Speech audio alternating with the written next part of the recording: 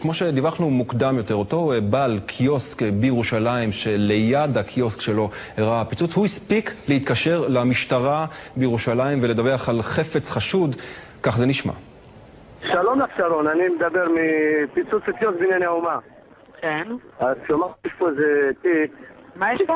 איזה פה תיק מולך ליד התחנה.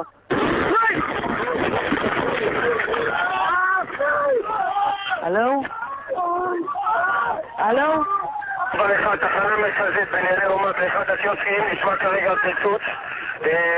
יש לנו מספר רב של מתקשרים להגיע זריז בבקשה. על כל הניידות זריז לשם, ניידת ראשונה מגיעה לתת דיווח.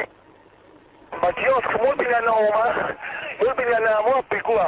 אני מבקש לסגור בבקשה את הציר שמוביל משדרות שזר לכיוון רשת ים כאן ים, כל רשת ים כדקה לערך נשמע פיצוץ באזור בנייני האומה. כל מי שיכול להגיע לשם נא להגיע. בכל הנראה מדובר בפיגוע.